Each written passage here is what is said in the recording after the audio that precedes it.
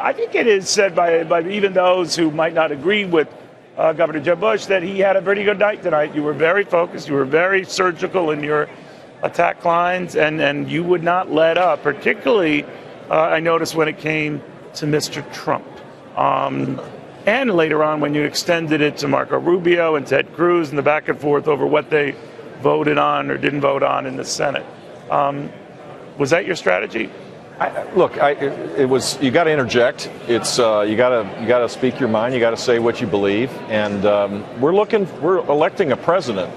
We're electing a leader.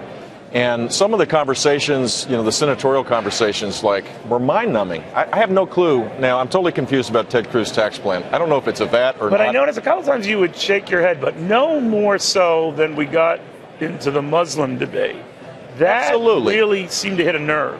Well, look, we're a noble country.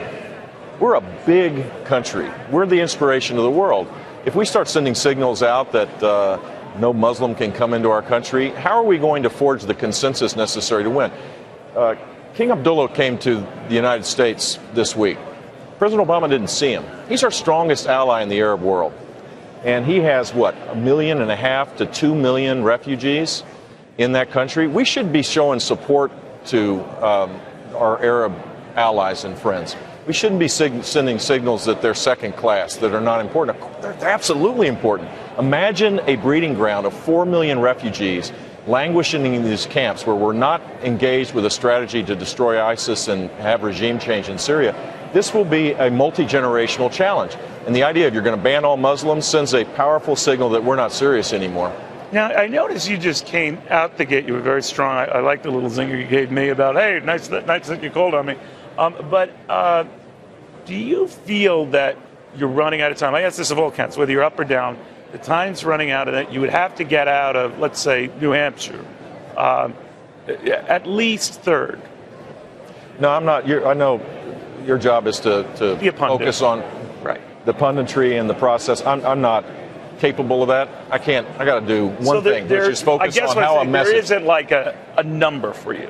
No, there isn't. And look, we've run a national campaign. We're on every ballot. This could go a long way, but I intend to do really well, better than expected in these early states. That's not hard to do because I've basically been written off. And our campaign. You said at one point that's very liberating. Absolutely, it is. How so? Well, because we're doing better than what everybody thinks, and I love the fact that eventually part of the punditry class is going to have to start writing the comeback story. What people forget, I think, governors, you do have an extensive operation everywhere. Yeah. You don't have to sort of roll the dice on a state. I guess that is important. I don't minimize it.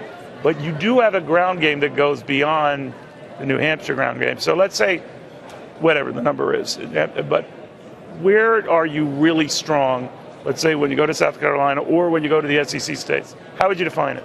Well, I think we're strong in Florida, where if you take the members of the House, the elected officials, all these people, they have 2 native sons, and 90% of them are supporting me. What if you guys cancel each other out, and then it goes to Donald Trump? That could happen, but eventually campaigns kind of move on, they peter out, and I think we're going to be in it for the long haul. Well, if you won that state, that's a winner-take-all state. That helps. Yeah.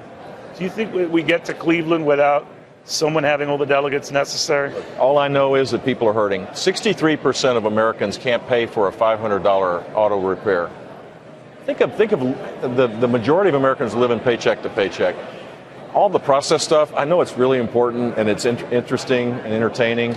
My focus is on how do we change directions so that people get more income in their wallets. And some of the ideas that Trump is bringing out. You don't agree? Complete disaster. All right. Complete disaster. Governor, a real pleasure to see you. Governor Jeb Bush. You did a great job.